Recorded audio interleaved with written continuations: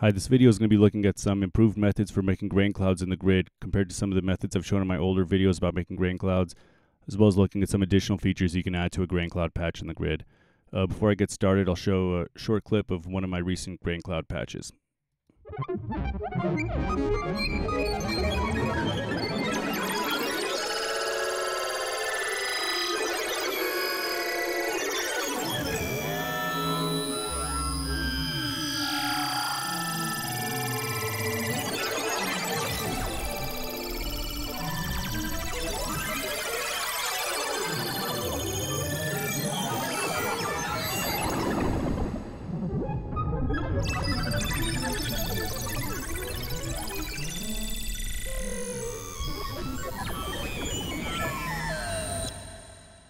Alright, so this is a video meant to make like a month and a half or so ago when I made this patch, because I put some videos up on my different social medias showing some clips of some audio being granulated with this thing, and I was going to make a video about it and I just didn't get around to it. I got sidetracked by other stuff. I've been working on a track.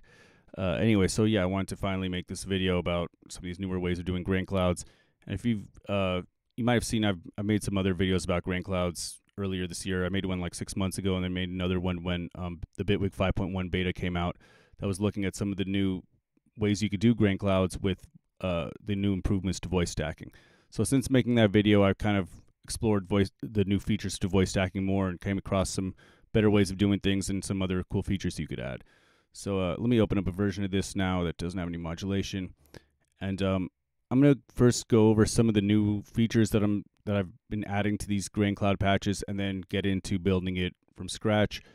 And we'll see how far I get on this video. If the video goes too long, I'll split it off into 2 videos. And I'm not going to make the exact same grain cloud patch, but I'm going to try to incorporate some of the features I'm talking about. For one, I don't even remember exactly what everything was, because I did this patch, like I was saying, about a month and a half ago and haven't really used it since. But anyway, so let me show you one of these patches. So this is basically that same one, just with no modulation. So one of the things I've been kind of having a lot of fun with is some of the ways you can spread the voices around with voice stacking. So if you see this, I have this position spread.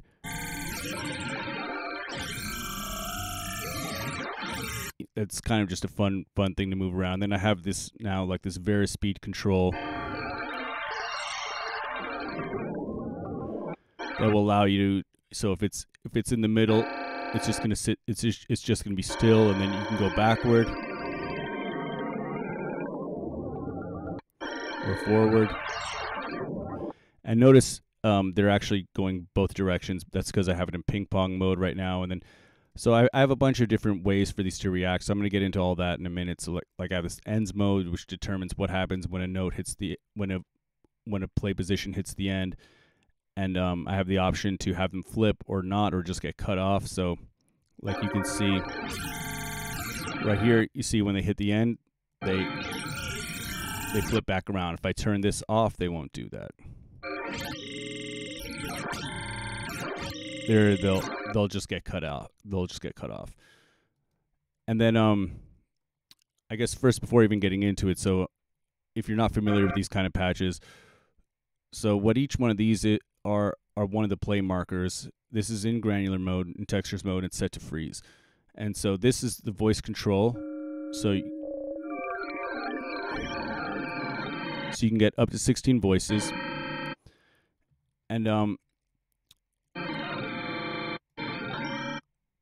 And then, yeah, basically, typically the way, in most grain clouds, you would kind of go through the different voices with, just the position, which you have over here, and also often randomization. So I have randomization 2 here. So what I have basically 4 randomizers.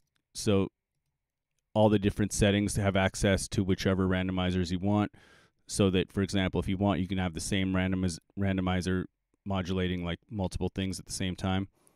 But so yeah, I mean, you can have randomization here.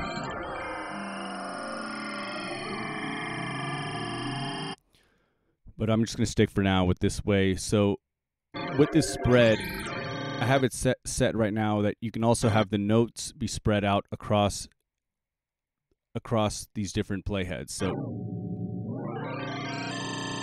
and then I also have over here this option that for the actual positions of these to affect the note.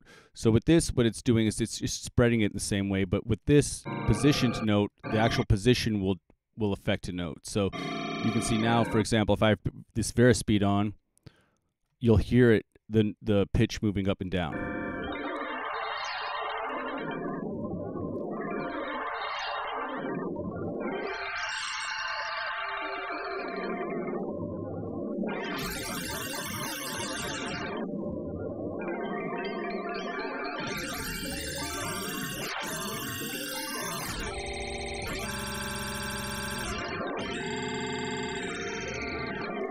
All right, and so yeah, that's a bunch of kind of fun ways for the pitch to react off the whole thing. And speaking of pitch, let me open up a different patch to even get into. Actually, before I even do that, I want to explain one thing too. If you're looking at this, you might be wondering why there's two grid patches. If you've seen some of my other videos about kind of making larger grid patches, I'll often split them off into a couple patches just to offload the CPU, because when you have a large patch, when you actually open the grid window, it'll use more CPU than when it's closed, even if you're playing audio through it. So it's just kind of one way of offloading a bunch of the CPU, is just to put modules that don't need to be on the main one into another one. So the way I have this one set up is basically this one has voice stacking on. It goes up to 16. It's got a bunch of stuff in it. And then the one over here that's actually being controlled is has a bunch of this stuff that's just feeding into there, but this one is actually a monophonic patch. So this is just nested inside of it. And even though it's a monophonic patch, I have kind of a workaround that allows you to send kind of chords into it, that you can play chords into it. So I'm going to get into all that, but let me really quickly let's look at some of the ways that the note input is working in here. So I've got this stuff running into pitch quantizers, and so when you're dealing with a polyphonic patch or like or voice stacking patch in the grid, you have to kind of keep in mind that what's going on is there's multiple different versions of it stacked. So that's in this case, it's determined by the voice, by how many voices. So however many voices there are, you're going to hear that many. So each one of them is going to have something different going on with the note information, because right now the notes are either spread this way, or if I turn off the note spreading, I can also have note randomization.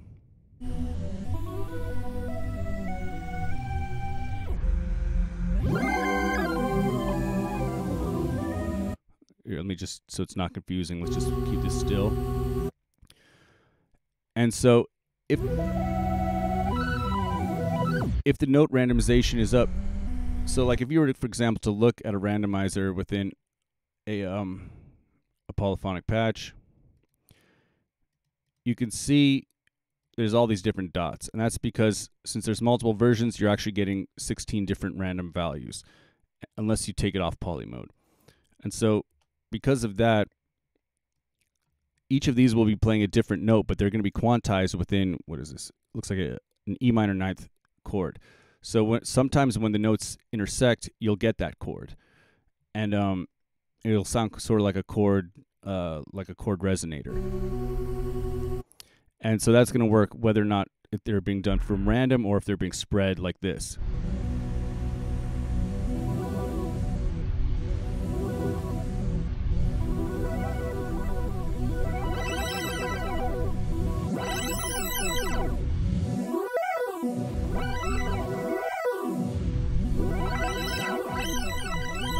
And then, so then I also have an option for it to, instead of using this pitch quantize, for it to actually quantize by whatever notes you play in through MIDI. And I forgot to mention too, I have the option to turn off key control, so for it to set a root key or not. So if this is on, then it's basically like adding the spread. It's spreading around the root note. if this is off, then that's just determined over here. I'm gonna keep it on, and then so we could put on, for example, MIDI over here, and then what it's gonna do is it's actually, instead of using this pitch quantizer, it's gonna use the notes in over here. So like I could, now like here, let me have this be a little less chaotic. Let's just.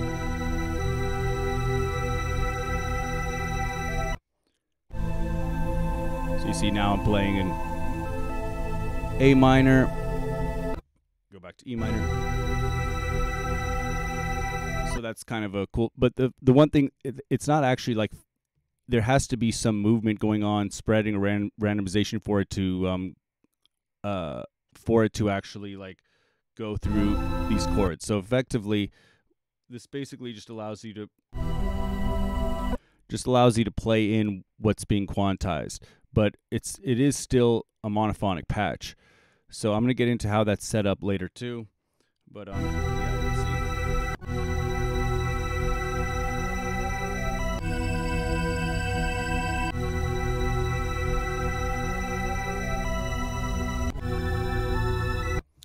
Anyway, so yeah, that's another feature in here. Another thing too, I don't know if I mentioned yet, is that there's sort of slicing in here, which might be more obvious in this other version, because this one's just like a straight note. This one was recorded from like a melodic sequence, so the different slices, you'll be able to kind of hear more of a difference. So we could turn this up, and then let me turn on key control to the slices. So then with this on,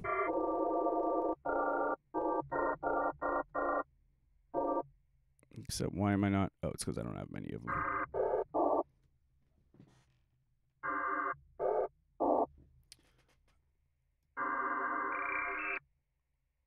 Oh, it's because I had them all centered. All right, let me turn the Verispeed up so you can actually see what's going on. So now I'm on the first slice. So I'm just going to play through different keys.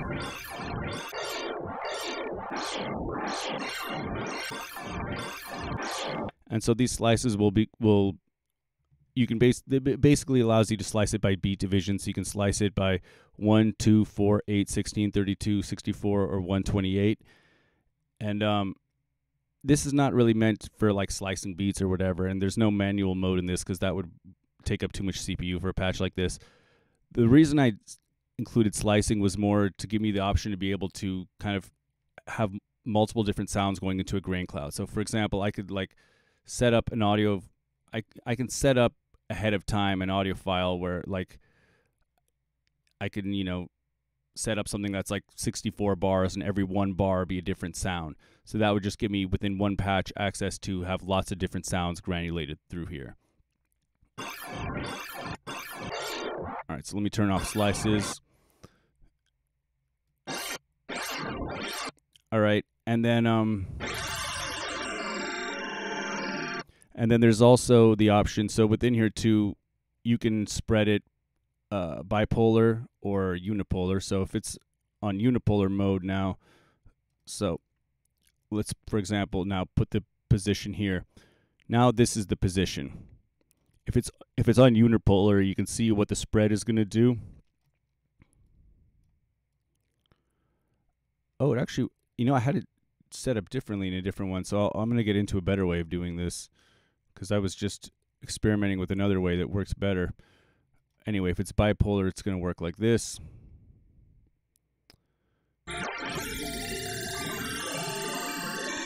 All right. And then another thing that's going on in here is, so I have this grain size and distance over here. So this is working differently than I've done in the past. So one thing about it is, like, if you want grain size, if you just simply automate the grain size, it's not really going to sound so much like a lot of other granulators do. Because like if you turn it down, you're just going to get these like really tonal kind of sounds. But in in a lot of granulators, when you change the grain size, also like when you change things like density, you get a space in between them. So like, for example, the density knob on the mutable instruments clouds increases the voices, but also increases space between them. So what I did over here is I gave this option for distance. And with distance, so there's a bunch of things distance will do, but it's basically just going to create distance between grains, and it's also linked to the grain size. But so if I put gate grains on,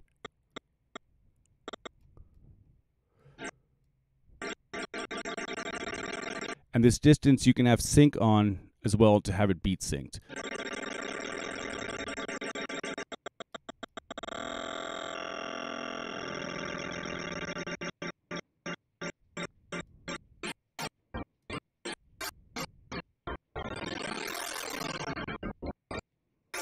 And then within there too, you can have the option to have each time, so like each one of these, each time it hits, you can have it reset the sampler if that's on, but it might sound weird depending on where the attack and release settings are. And then you can also have it restart the jitters. So like, let me turn the varispeed off and put on a position random. Put a faster one. So now if I have this set, every time I hit it, every time it hits, it's going to change the it's going to reset the randomization.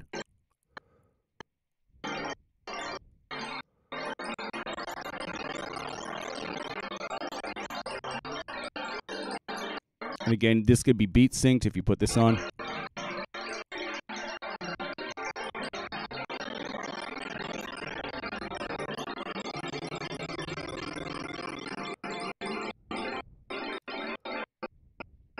So that could just give some other rhythmic ways to use this.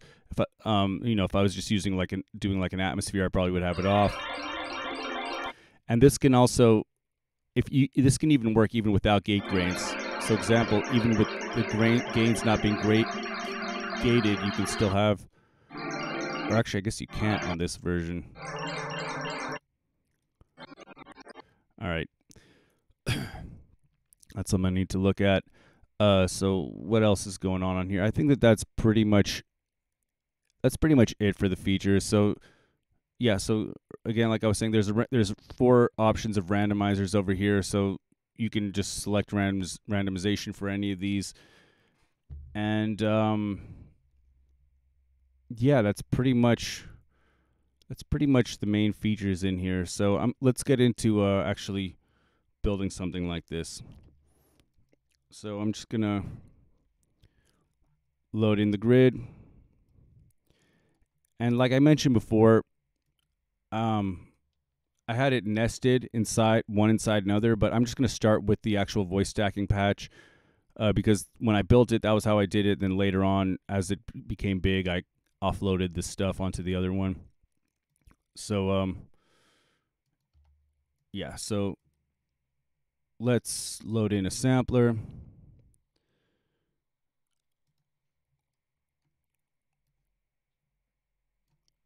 And let me find a sample to put in here. All right, that's fine. I'm just going to turn the volume down right now so we don't really hear anything. So first thing, I'm going to bring the voice stacking up to 16. And then so the new voice stacking modules we have in here, if you look up voice, you can see there's these 3. These are the 2 I'm going to be using. And so to start with, let's start with basically getting a voices knob. And so, I've shown different ways of doing this in my older videos, but I think it's a lot more intuitive now with these modules, the ways I was doing it before. So and if you're wondering like why I'm doing this, so we have the voices option over here, but I like having a knob that'll smoothly morph between 1 to 16 voices, and this is not MIDI assignable. So you have to kind of do a workaround to make that work. So with these, you can kind of easily do that. So, oops, I meant to put this to voice stacking 16. So now what these allow you to do is split off the individual voices. And so this voice mix, for example, you can just put this over here And let's start by turning these off. And what we want to do is let's set one knob that turns these all on.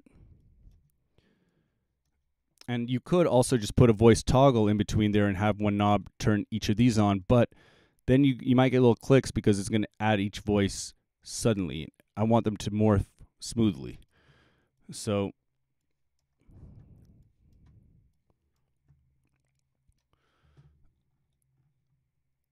let's get a value and call this voices.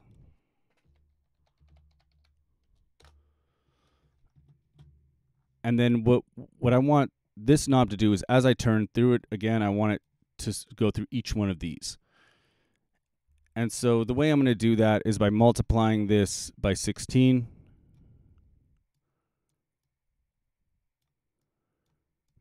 And the reason I'm doing that is because so if you think about it,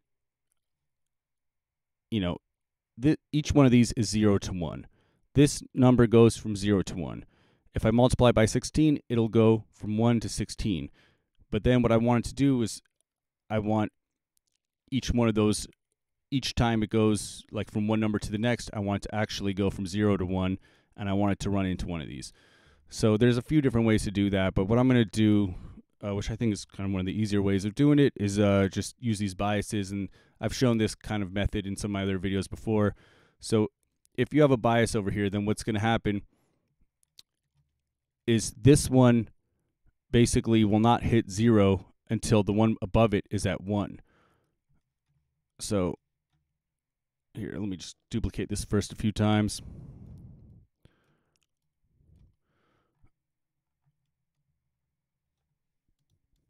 And well, let me think, how many of them do we want? 1, 2, 3, 4, 5, 9, 10, 11, 12, 13. Okay, that should give us 16. And so each one of these you just want to be running into the one below it, like that. And then let's just get some modulators.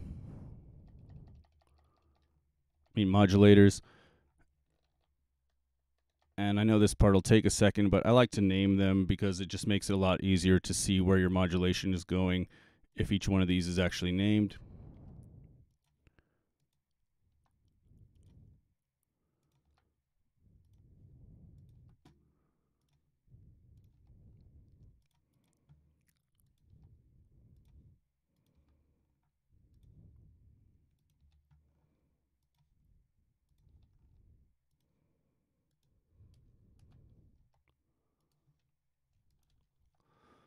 All right, 11, 12, 13, 13,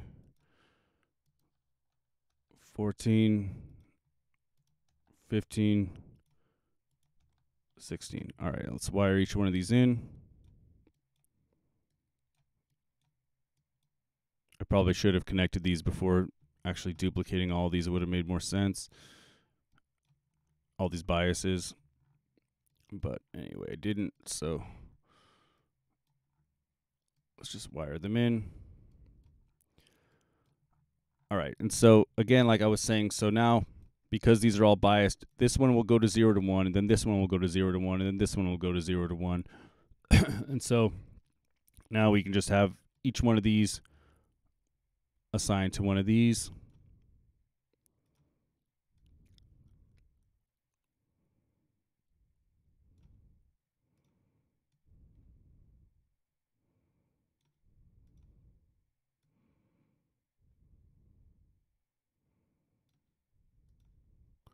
Let's just make sure this is working for a second. All right, yeah, it's working. What was the last one I did? 4. All right, let's get 5.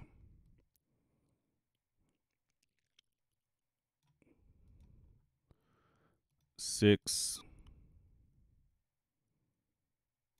I don't remember if I showed this way in my last Grain Cloud video. I might have already done this, but this is kind of like just the beginning. So this is just to set up the voices, and then all the kind of funner stuff is going to come with, you know, how you do the spread and the variphrase, or not variphrase, the what do you call it? Varispeed, and some of the stuff with the pitch and just how to link them all up. And then also like some of the, like I was showing before, how to set up the positives and negatives, like when the sample goes above 1 or below 0, how to have that flip or turn off, and just some of the just general ways to kind of make it cooler.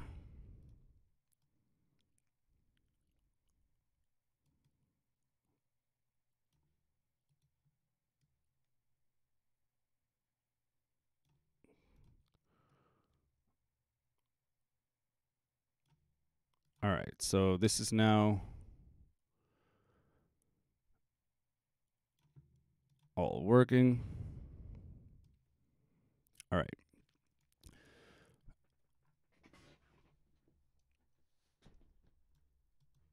Let me see something. Oh yeah, this is off. All right. So then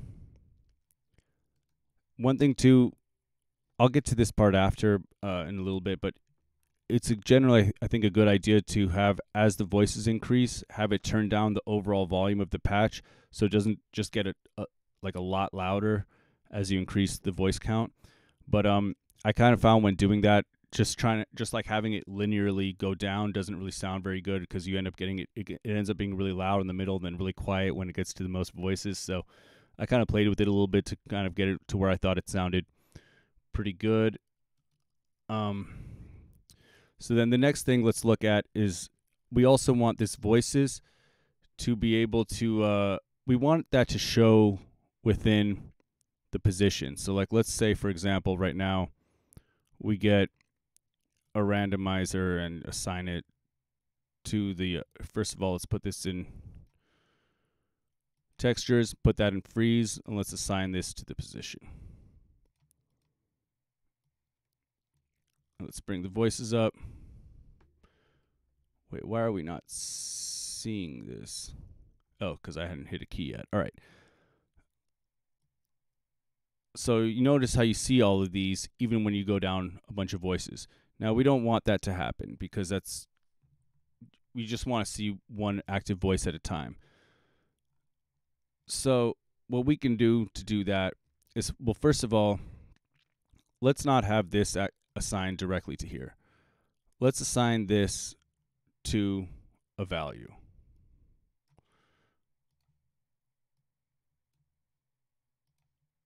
And we'll just call this position. Or what should we call this? I'll call this position random.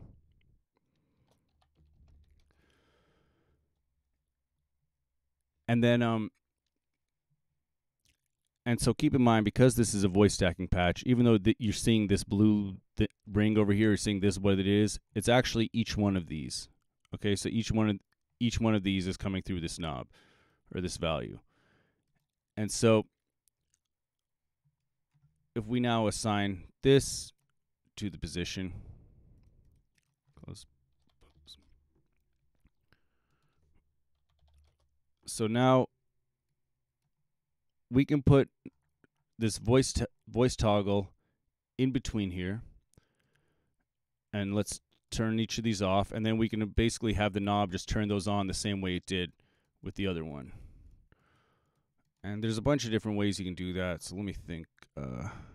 First of all, well, all right, one way we could do it, we could get, for example, split. I guess get 2 of them, because there's 16. Put them on nearest. Run a 1 into them so it turns off and on.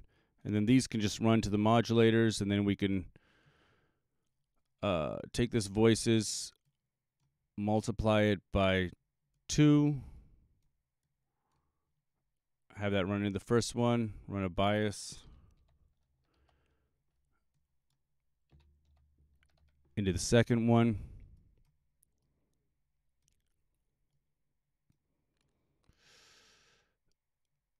And then just run these ones. Actually, no, this way is not going to work. Because we want them to stay on. We don't want it to just simply come on and then turn off. Okay, forget. All right, scratch this idea.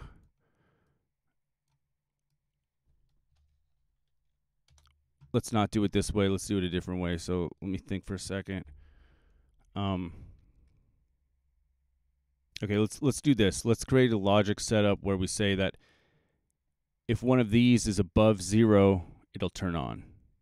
Because of these biases, until the voice is actually because we want a voice to come on right at the point when one of these is at 0, so the voice is on as it starts to get gain, as the level comes up for that voice. So to do that, let's do this instead. Let's get a logic, and let's just say that, all right, let's get a 0. So we'll for each one of these, we'll say that if this value is above 0, then it'll trigger the modulators. All right, yeah, that'll work.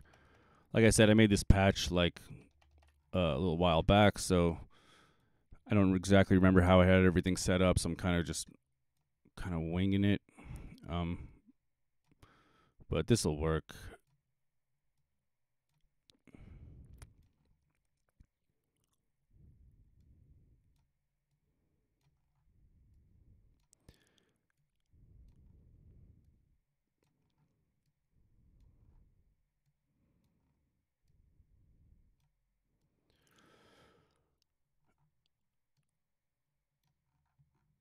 All right, so now what we can do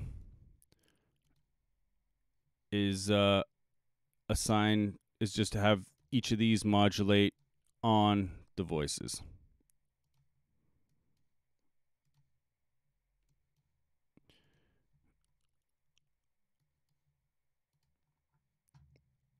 Six, 7, 8, 9, 10, 11, 12, 13, 14, 15, 16. All right, so let's see, did this work? So now we're at 0 voices, and okay, good. So that worked. You can see now as we increase the voices, this randomization builds, or the amount that you see here. And they are all still visible, even if this is at 0, but they're all just stacked on 0, so you don't see them. So this will now give you the right visual feedback for this patch. So now let's all right, let's get into the spread, because that's kind of the fun part for this thing. So you know what I'm going to do? I'm going to turn off this randomizer, and let's use the spread now instead. So let's get a stack spread. And I did a video already kind of looking at this, so I'm not going to get into all the different features of the stack spread. But let's just use it for now, just in the basic unipolar mode. And so let's put the position in the middle over here for a second. So what we want to do is we want so here, if we assign this to here, now these are going to be spread by, you can see if we can turn up these voices. And this is right now just unipolar. I'm going to add a separate knob to make it bipolar. But what we want to do is, like, so if we have these voices up, we want a way to control it. So I mean, the first thing you might think of, it would just be to add an attenuator. But I think it would be cooler if they can go forward and backwards. So instead of adding an attenuator, let's do this. Let's multiply it by 1 and -1. Let me think. Let's do it this way. Let's get a merge. Let's add 3 inputs so that the center will be 0, top will be 1, -1, 0. And then we can let's get now another level, another value, and call this one spread. And I want it, let's make it bipolar so that in the middle will be at 0, but then we got to convert this. But still, I want it in the middle to be at 0, so there is no spread. That's why I'm kind of doing this roundabout thing of making it bipolar, but then converting it to unipolar. But then you see now, when it's in the center position, it'll be at 0, and then here it'll go to 1. So now we can just multiply that by that, and then this should work. Okay, cool. So that works, you see. But this is the unipolar mode. We also want this to work bipolar, in which case it just actually fully, it doesn't go forward, it goes forward and backward. So let me think, how did I have that set up? Well, let me see. If we just simply run this to be bipolar, what's going to happen? Oh, that actually works. For some reason, that seems a lot simpler than I had it set up before, but then that's good. Simple is always nice. So let's do this to set that up. Let's get a select, put it over here, and then we'll grab that uni by, run that over here, run this into the second input, and then we can get a button and call this bipolar. And so now let's test that all this stuff works. So this should not be called position random anymore. Let's just call this, I'll just call it position. It doesn't even need to really have a name because this is not going to get turned.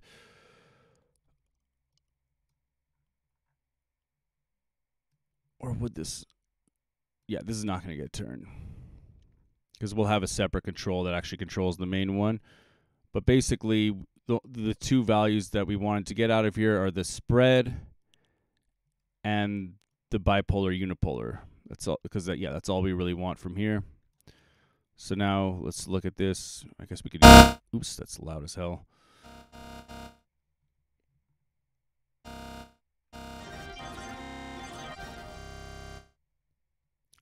So yeah, so that works this way. And if we put it on by,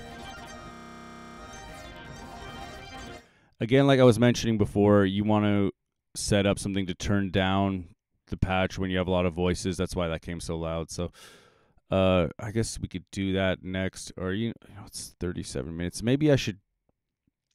I'm wondering if maybe I should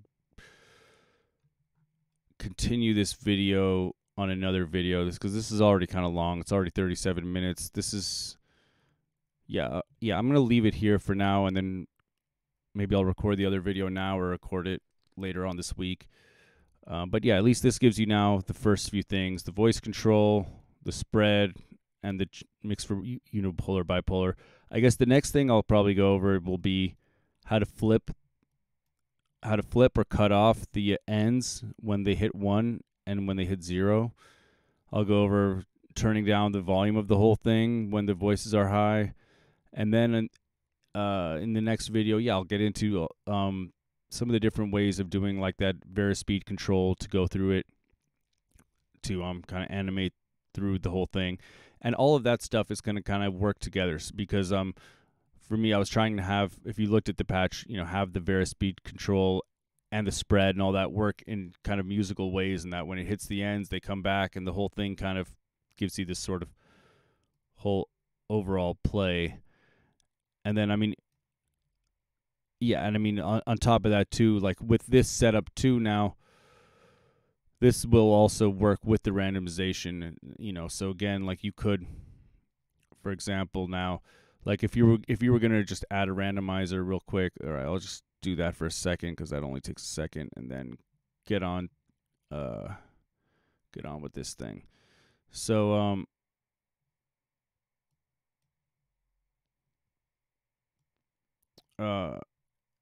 so we could, and I guess where you actually like put the randomization is a whole other thing too.